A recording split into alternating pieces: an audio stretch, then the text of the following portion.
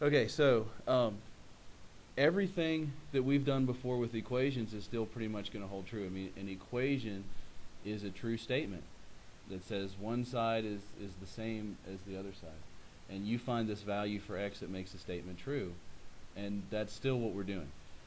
So all the steps that you used to do in Algebra 1 and Algebra 2 are all going to be the same until we get to the end. So you can almost just treat the sine x like it were a regular x. If you were to pretend this was 2x minus 1 equals 0, what you would do is you would add 1 and divide by 2.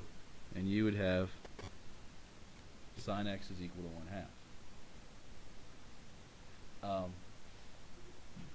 What we do from here, though, is where it all becomes different. So we need to know what value of x makes this true. What angle, because the sine is always of an angle, what angle has a sine of 1/2? Remember that sine, when you're talking on the unit circle, is the y coordinate. So what angle has a y coordinate of 1/2? And for that information, we need to kick it over to the unit circle. So scanning the unit circle for 1/2, and he says it's pi over 6. Scanning for 1/2, 5 pi over 6, and these are negative 1/2. So we have 5 pi over 6, and we have pi over 6. So do you see why those are what we're looking for? Yes, we're good. Okay, so our solutions are pi over 6 and 5 pi over 6. So x could be 5 pi over 6, or x could be pi over 6. Now, one little catch to that is that those aren't the only two solutions. An example of another solution would be 13 pi over 6. Right, here's pi over 6. Go around the circle. There's 12 pi over 6, 13 pi over 6. It's coterminal with pi over 6. And we could keep going. We could keep going around, go around the circle twice and end up. Go around the circle 10 times and end up on pi over 6, and you've got a solution. So there's infinite solutions, and it would take us a long time to write all those down. So what I'm going to do is I'm going to say it's 5 pi over 6 and any integer multiple of 2 pi. Because 2 pi is one entire trip around the circle. Right? It's pi over 6 plus any integer multiple of 2 pi. So that accounts for all the infinite solutions that we could get here. Right? And today, we're just going to do a bunch of these things until we reach a level of comfort.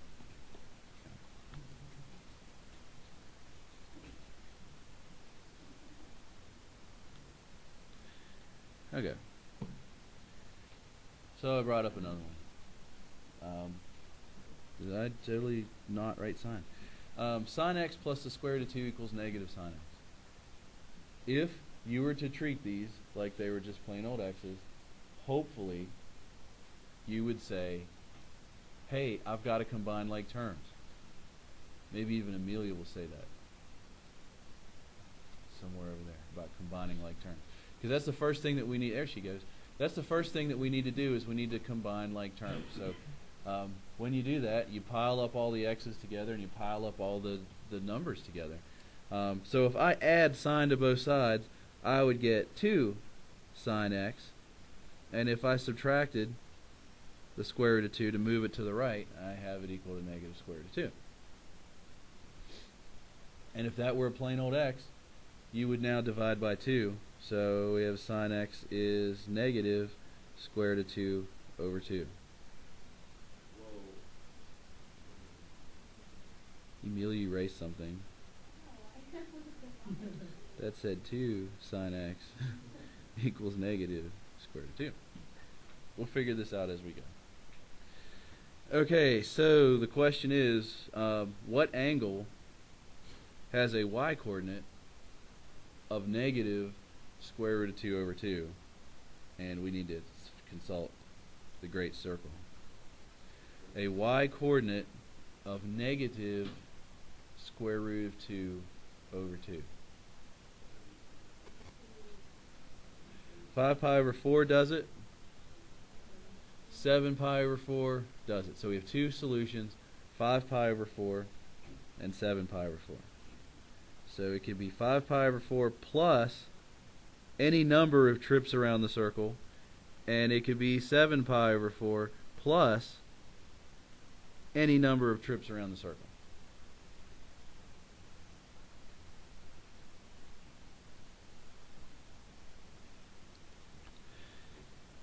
So things are going good, right? We're feeling pretty comfortable.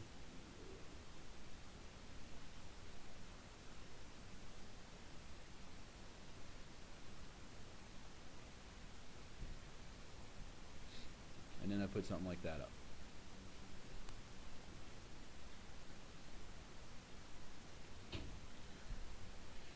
Okay, there are going to be two things that are very different from what we just did with sine, and that's because we have the tangent in there. But to start with, let's treat it like it was an x, and let's do what we would normally do. And hopefully, when you see a squared term in an equation, you think of three possibilities. One, we can isolate it and extract a square root. Two, we can factor it. Or three, we can use the quadratic formula. Because there's just one term of x, there's not tangent squared x plus tangent x, we can isolate this here and we can extract square roots. Add 1 and divide by 3, and I have tangent squared x equals 1/3. And what you would normally do is take the square root of both sides. So we have tangent of x is equal to plus or minus the square root of 1/3. Remember, back in the day, when you first did these in Algebra 1, you probably always forgot to write plus or minus. Whenever you take square root of both sides, you've got a plus or minus in it.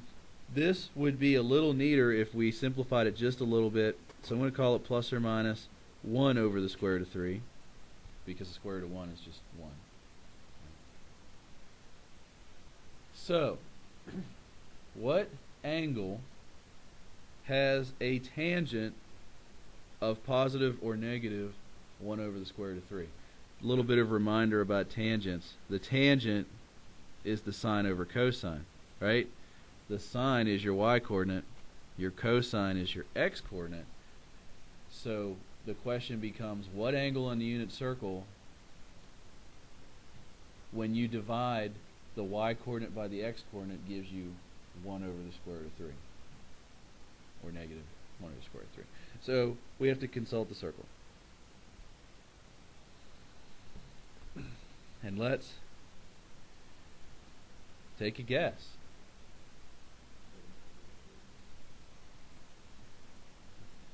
And let me restrict where we can guess from.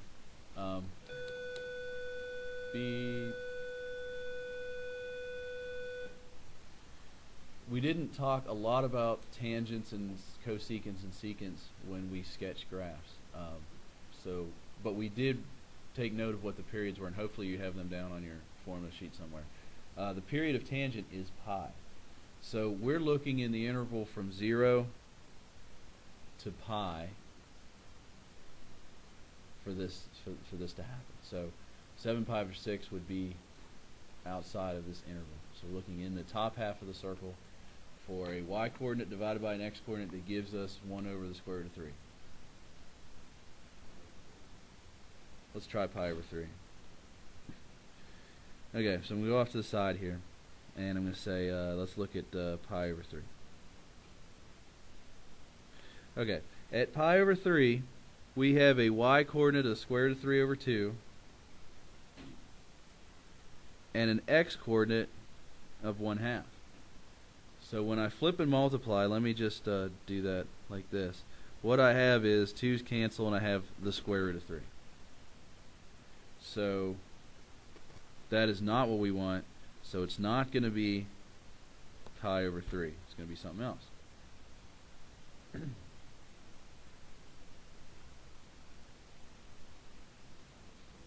How about pi over 6? It's one of the only other choices with the square root of 3 in it. So let's see. Pi over 6, we have a y coordinate of, was it 1/2? Yes, 1/2, and an x coordinate of the square root of 3 over 2. And if I flip and multiply, the 2's cancel, and I get 1 over the square root of 3. So pi over 6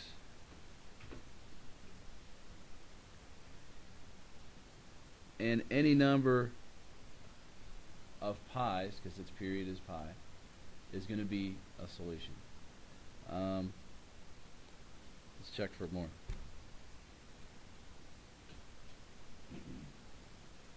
Remember, the other thing it could be is negative 1 over square root of 3. So if you jump over here to 5 pi over 6, you have the same coordinates, you just have a difference in sign. So that's going to work out for 5 pi over 6 as well.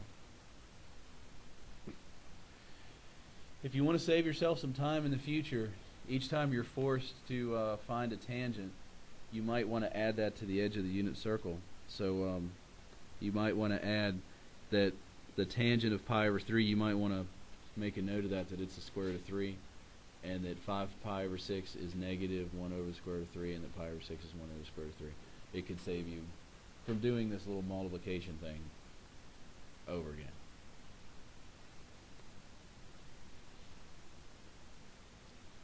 That wasn't so bad, though. Gary says, let's crank it up a little bit.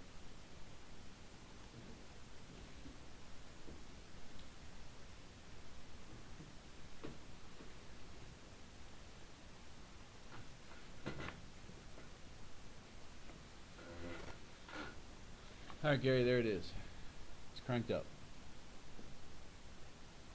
We've got cotangents and cosines in there. They're all mixed around. And that cosine is a squared. So when you see a squared term in an equation, you think, can I extract a square root? Can I factor?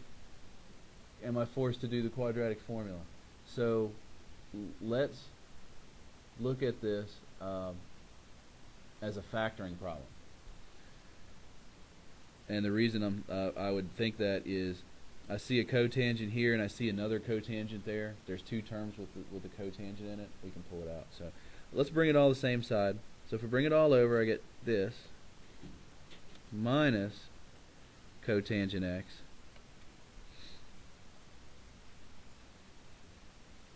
and if I take out what's common,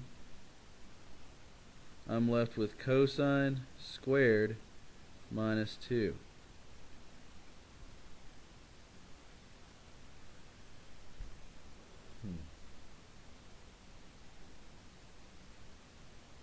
Do you remember where this goes? Huh? We did. No, it won't go again. Unless you want to introduce square roots, and I don't want to do that. Where do you normally go after you factor a quadratic? What do you do with a factor?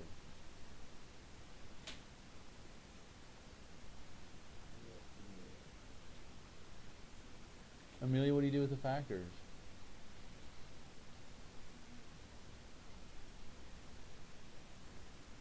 In algebra 2 and algebra 1, if you had x times x squared minus 2, what would you do with each little factor there?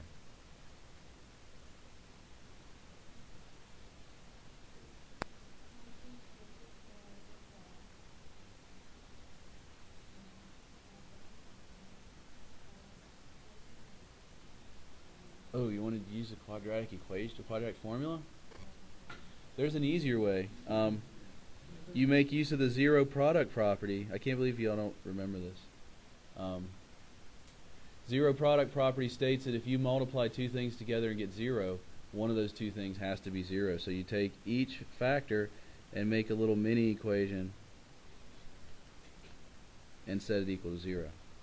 You've never done that before? We did that at the beginning of this year. Yeah. So we have two little mini equations. Okay, so in one equation, what angle has a cotangent of 0? Let me come off to the side here and say that cotangent is the cosine over the sine, and on the unit circle, that's your x coordinate divided by your y. So on the unit circle, from 0 to pi, where do we have an angle where x divided by y is 0?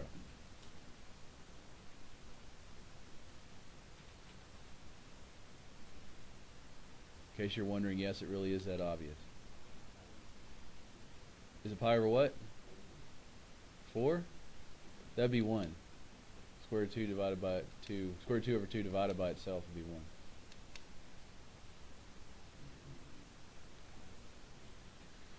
Pi. Yeah. It's the x divided by the y. Is it pi over 2? Yeah, 0 divided by 1 is 0. So we have pi over 2.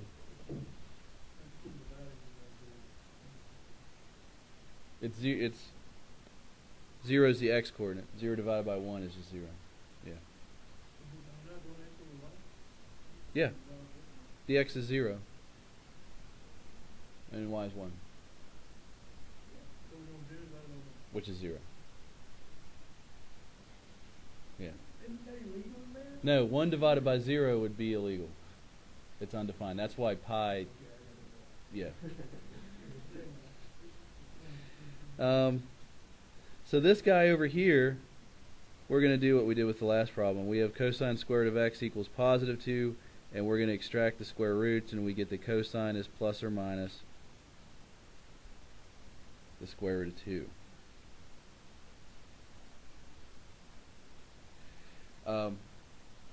Take a look at your unit circle. Where on your unit circle do you see the square root of 2?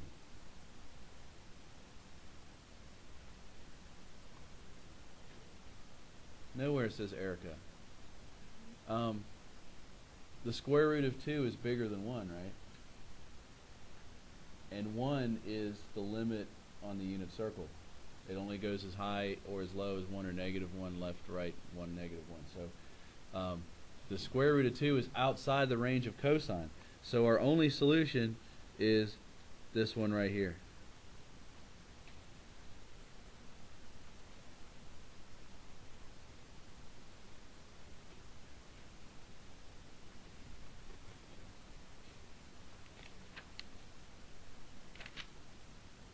Three left.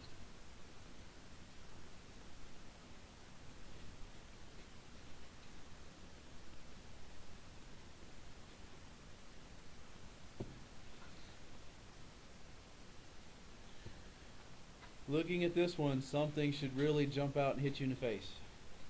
Quadratic. And when you have a quadratic, you hope that it factors. Because if not, you have to do the quadratic formula. So that's a trinomial. So as a little factoring reminder, that's two sets of parentheses. The factors of 2 sine squared would be 2 sine and sine. The factors of 1 would be 1 and 1. The last sign is negative, so that means you're going to take a difference to get your middle term. And you're going to have 1 plus and 1 minus. So let's see, looking ahead a little bit, I think I want the minus here and the plus here. Let's check it out. Outers would be negative 2 sine, inners would be 1 sine, add them together you get negative 1 sine, so it does factor. And with each little factor you make a mini equation.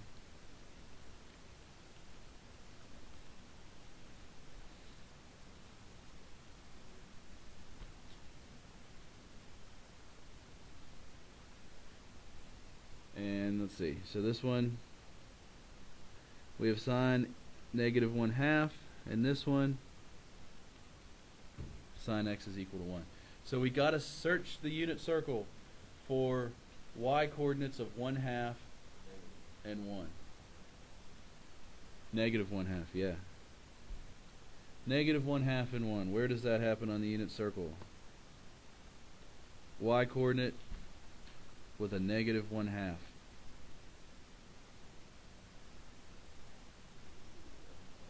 It happens at 7 pi over 6. It happens at 11 pi over 6. And at 0, it's, oops, looking for 1. Sorry, I got them backwards. And at pi over 2, the y coordinate is 1. So we have pi over 2, 7 pi, and 11 pi over 6. Pi over 2, 7 pi over 6, 11 pi over 6.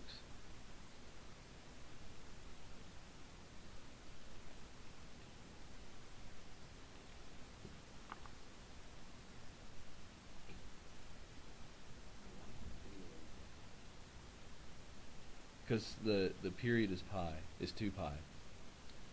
And n means for any multiple. So if n was just 1, you would have one additional trip around the circle. If n was 2, 2 times 2 would be 4. That would be 2 ties around the circle, and then so on.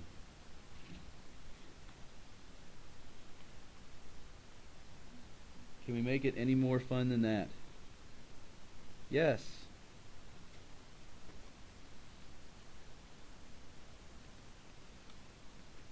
We can totally make it more fun than that. We can mix up our sines and cosines. Wouldn't that be a blast?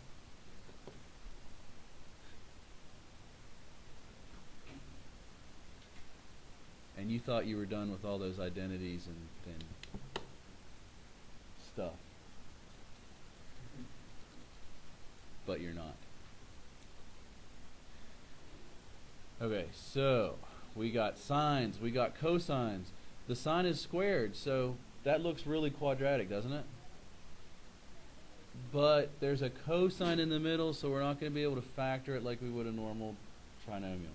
If you think way back to episode 1, the bottom half of that worksheet said express one function in terms of another, like express sine x in terms of only cosine. That's what we're going to have to do. We're going to have to make it uniform and replace. So because I see that sine squared, I'm going to replace that, and if you look on your formula sheet, you'll see that sine squared is 1 minus cosines.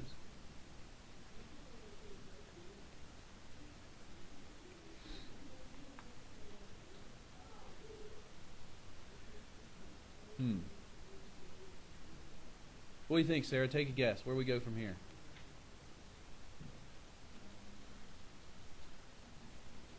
Just a wild guess. Huh? What'd she say, Mason? Just insert the correct answer and tell me that's what she said.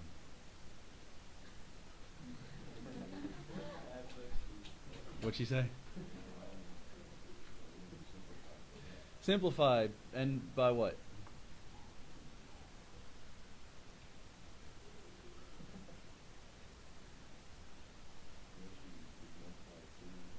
Heck yeah, let's distribute.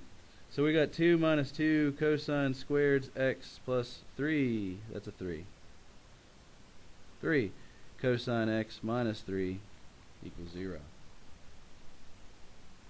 Yeah, when you look at that step up there, you know it's quadratic because you see the cosine squared, but it doesn't look like a normal quadratic, so you just expand. Expand everything and then sort out the pieces. So let's see, if we sort out the pieces here, we've got a negative 2 cosine squared x. We have a positive 3 cosine x. We have a negative 1. It's starting to look like something we can factor. We don't like factoring with that negative sign in front. So if we multiply the entire equation by negative 1, that has the effect of changing all the signs.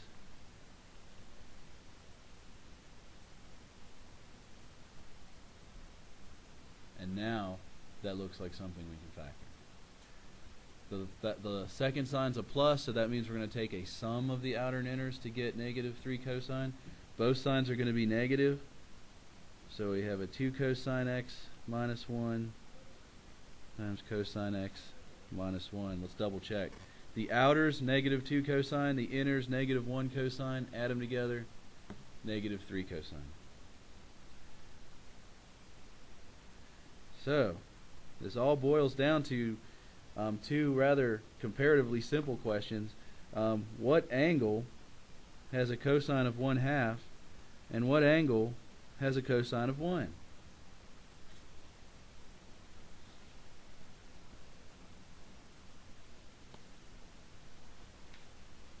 What about pi? Oh, you said pi over 3. Pi over 3 has a cosine of 1/2. Any other cosines of 1/2?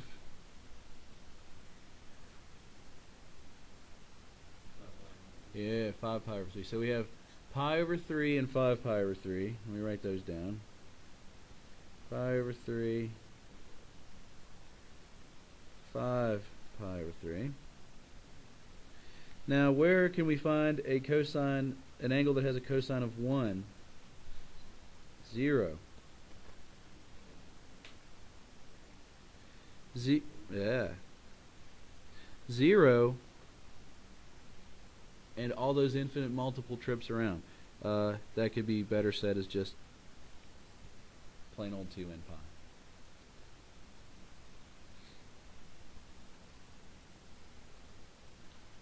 Isn't that impressive? Makes you feel like you did something,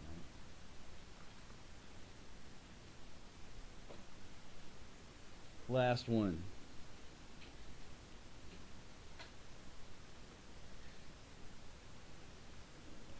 These are the ones I like, but everybody else hates.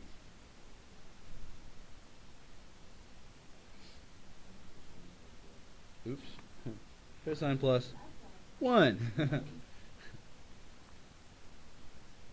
The reason that I like them and everybody seems to hate them is it's one of those math magical sort of moments where you decide to do something that's totally non-obvious in order to manipulate this to get something you can work with. We can't do a very easy replacement because these are both to the first power, so we can't use a Pythagorean identity. Sine and cosine are mixed together. There's no way to pile that up and factor it. We're just kind of stuck. What I see here, though, is that if that were sine squared of x, we could do some things. Namely, replace it with cosine squared. And then maybe do what we did in this last problem. Well, there is a way to turn sine into sine squared. Isn't there, Erica? How would you do that? I mean, how do you turn sine into sine squared?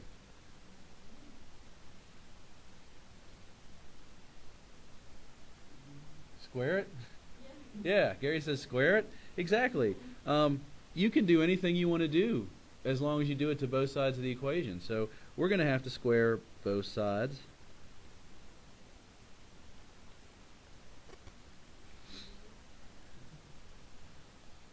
And we're doing this because we see that if we manipulated it in this fashion, that we would be able to make a replacement via the Pythagorean identity. Now on the left, you have to be very careful because you'll be tempted to distribute a power, and I finally lost patience with seeing that kind of mistake. And remember, that's a huge deduction of 2 percentage points. So you don't ever want to do that. So you want to be very careful and either write it down twice and FOIL it, or finally learn the shortcut. And that is square the first term,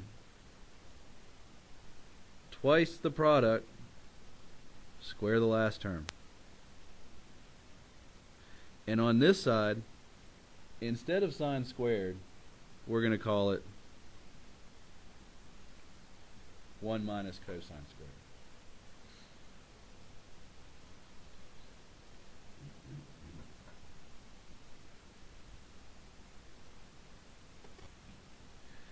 So we've got to pile everything up.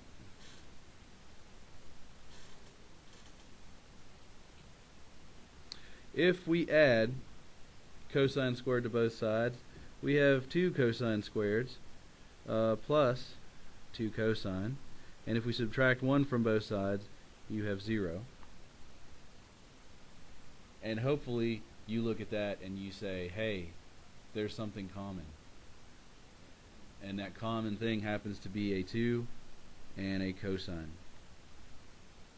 So if I factor that out, I'm left with a cosine here, and I'm left with 1 there. Don't forget the 1, because that is probably the next thing that's going to go on my loss of patience list. So we have our 2 little equations. What we need to know is when does the cosine equal 0, and when is the cosine negative 1. Great circle of life. The cosine is 0 twice. The x-coordinate is 0 here at pi over 2. The x-coordinate is 0 down there at 3 pi over 2. So we have pi over 2, and we have 3 pi over 2. This one had a TeacherTube intro. Okay. Thank you. Do you have them? Oh, no. Not right now. When is the cosine negative 1? Cosine, when is the x-coordinate negative 1? X-coordinate is negative 1 over here at pi.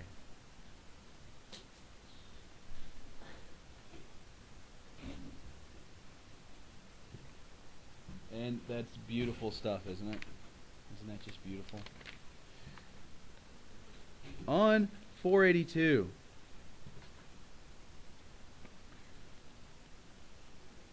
You're going to want to handle 11, 20 to 20 tonight, especially for some kind of quiz or something tomorrow. You want to be able to rattle it off, just in case. And we're going to go on from there, so we're going to be doing more of these tomorrow.